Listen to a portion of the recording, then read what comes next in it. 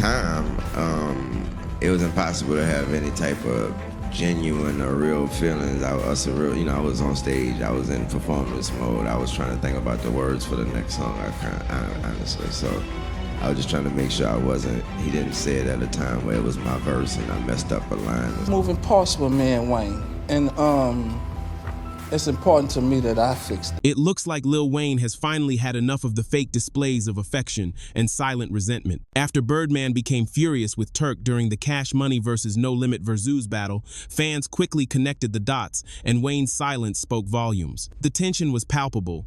This was no longer mere rap drama, it was deeply personal. Family ties had publicly turned toxic before the entire world. These men were more than just label mates. They considered themselves family. The Hot Boys emerged from humble beginnings together, hustling side by side through all the struggles, the fame, and the resulting chaos. Wayne once referred to Birdman as his father, consistently supporting him through every scandal, lawsuit, and financial complication thrown into the mix. However, this time, that silence was devastating.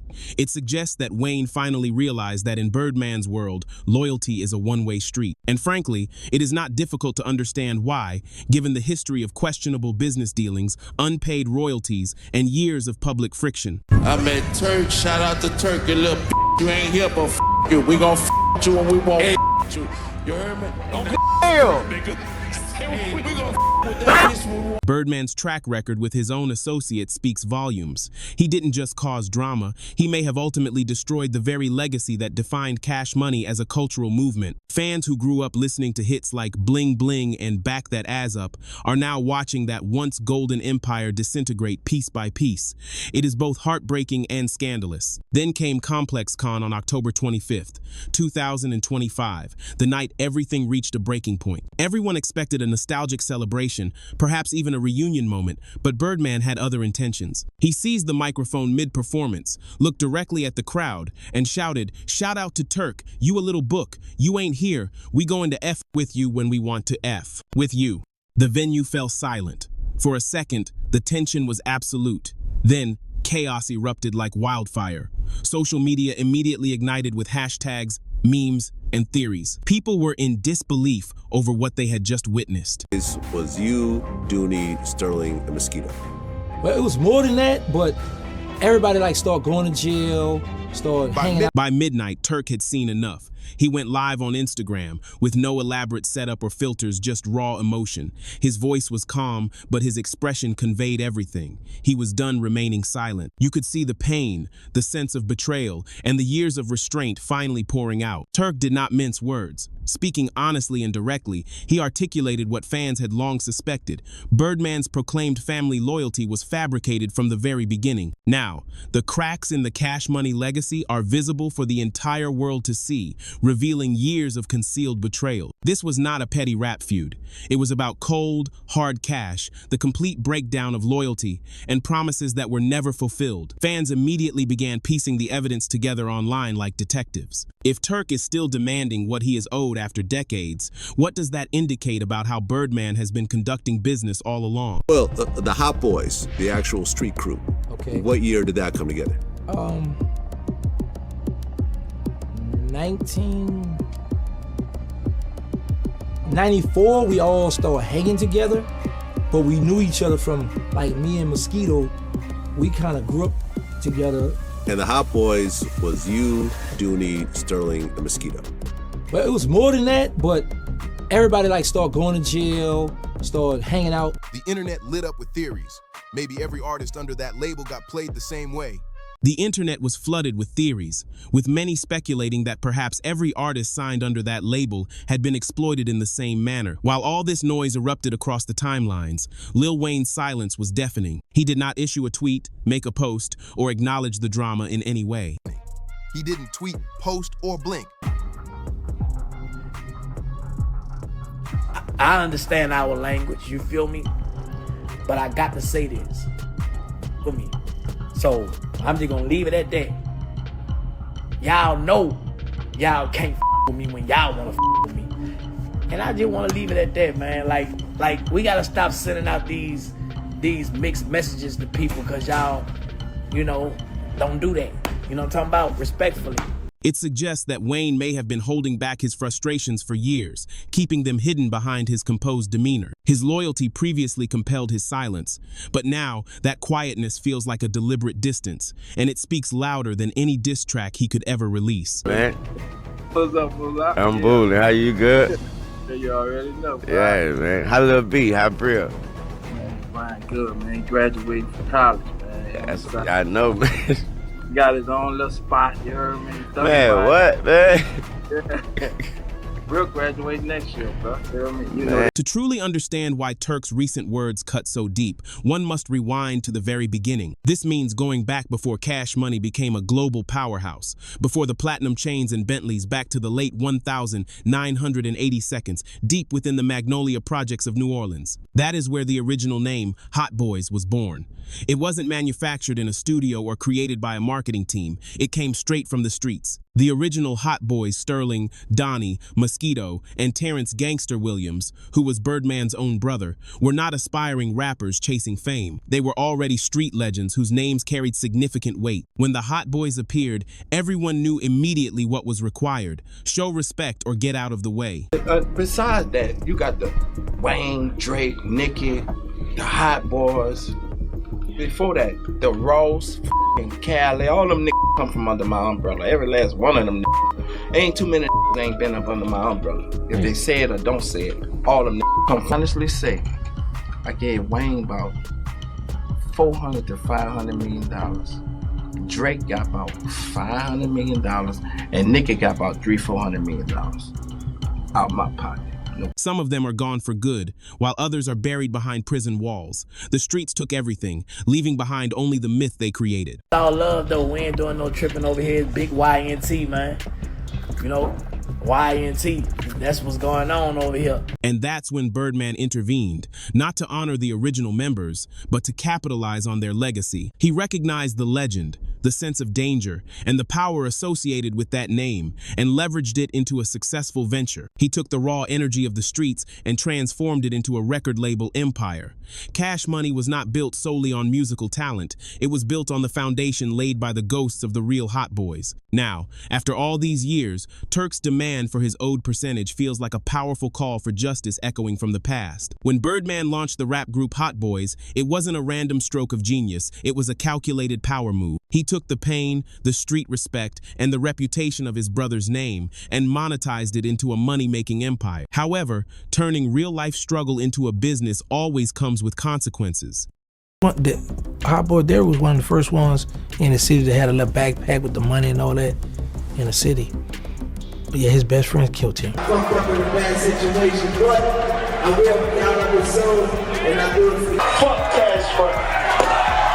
By the mid-1990 seconds, Birdman and his brother Slim had successfully transformed Cash Money from a local hustle into a full-fledged empire. But they needed prominent figures, a crew that embodied the raw, loud, and fearless spirit of New Orleans. This led them to bring in the next generation: Lil Wayne, Juvenile, Turk, and BG, who became the new age Hot Boys. They were the voice of the streets, young, wild, and dripping with ambition. The city finally had a group that looked and sounded like them, and the rest of the world was captivated. Birdman saw the potential before anyone else, recognizing dollar signs flashing brightly. He turned the Hot Boys into a full-blown brand before they even released their first major hit. He had them decked out in jewelry, driving expensive cars most rappers only dreamed of, and preaching loyalty to him as if it were gospel. The image was perfectly crafted: brotherhood, luxury, and devotion.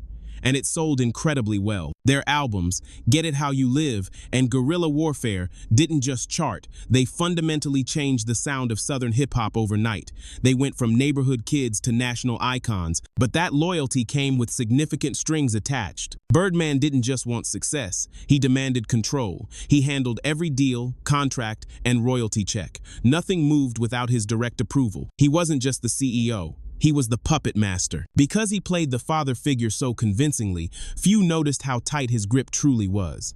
Baby got us, they believed. He's family.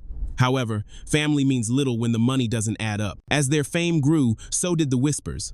Checks began to look suspicious, numbers weren't aligning, and people realized something was wrong. Juvenile was the first to leave, publicly calling out the shady accounting. Then BG followed, accusing Birdman of stealing from his own people. Turk ended up incarcerated, and when he was released, all those promises about money waiting for him vanished into thin air. He was left broke, bitter, and unwilling to continue playing nice. Through it all, Wayne remained, at least publicly. He still referred to Birdman as Pops, showed him affection on camera, and smiled as if everything were fine. Yet, behind the scenes, Wayne was observing everything. He saw how everyone who spoke up suddenly went silent, and how careers froze the second they questioned Birdman. The man he once saw as a father was morphing into something darker, a gatekeeper who decided who could shine and who would be shut out. That's when the tension began to simmer. Wayne might have been the last soldier standing, but deep down, he knew it was only a matter of time before that loyalty would be tested. Because in Birdman's world, love and business never mixed, and when the money talks, family always walks. By 2015, Lil Wayne had finally reached his limit. After years of loyalty, silence, and trusting a man who continually played him behind closed doors, enough was enough. He dropped the hammer and filed the now infamous $51 million lawsuit against Birdman and Cash Money Records. That's when all the fake smiles disappeared. Wayne claimed Birdman owed him an $8 million advance, plus another $2 million once Thaw Carter 5 was completed. But here was the real kicker. Wayne also accused Birdman of withholding profits from Young Money Entertainment, the very label Wayne helped build. Birdman was cashing in big while Wayne kept the lights on. It was total betrayal. And Birdman did what he always does: deny, deflect, and double down. He went on camera claiming he never held Wayne's music hostage, attempting to spin the narrative as a simple business misunderstanding. But behind the scenes, Wayne was furious. Thaw Carter 5, the album fans had been waiting on for years, was stuck in limbo because of these shady financial games. The world was ready, the music was finished, but Birdman held the power switch and refused to flip it. Fans were enraged, calling Birdman every name imaginable, while Wayne looked trapped inside his own legacy, a king without a kingdom. Fast forward to 2018, and the war finally reached a truce, or at least that's what they wanted people to believe. Wayne reached a settlement reportedly worth over $10 million, and fans thought the nightmare was over. But Birdman couldn't resist bragging online, claiming he gave Wayne $400 to $500 million, acting like he'd been Santa Claus the entire time. The internet tore him apart. Nobody bought that story. The memes flew. People joked that Birdman must have been counting imaginary millions, and even longtime fans rolled their eyes. Later, the two publicly embraced, pretending to squash the beef, but everyone could see the tension hiding behind those forced smiles. That moment of peace was nothing more than a performance. To be fair, Birdman has spent years trying to defend his image, but every time he speaks, he only digs himself deeper. He insists everyone got paid, keeps saying people don't understand how business works, and claims he gave Wayne hundreds of millions through Universal's distribution deals. Yet, every time he opens his mouth, the numbers don't add up, receipts are missing, timelines don't match, and fans look on skeptically, demanding proof. What makes it worse is that Birdman never stopped flexing. Even amid all the drama, he stayed online showing off private jets, iced-out watches, designer clothing, and million-dollar cars. Meanwhile, most of the artists who helped him build Cash Money from the ground up were still struggling, trying to rebuild from the damage. It is startling. The man who preaches loyalty keeps shining while his family is left behind. That is the part that hurts the most.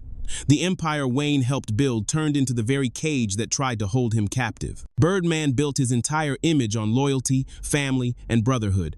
But once the money started flowing, that family vanished into thin air. The people who once called him Big Bro were left behind while he continued to live like royalty. Just when it seemed like the noise surrounding him was finally fading, another bombshell dropped in 2022. Out of nowhere, Terrence "Gangster" Williams, Birdman's older brother and one of the original Hot Boys, was released from prison after serving over 23 years. The news shocked everyone, including Birdman himself. Fans went wild, wondering what he would say after all that time behind bars. When Gangster started giving interviews, he held nothing back. He spoke about the real Hot Boys, the street legends, and how Cash Money truly came into existence. What he said essentially confirmed what fans had been whispering for years.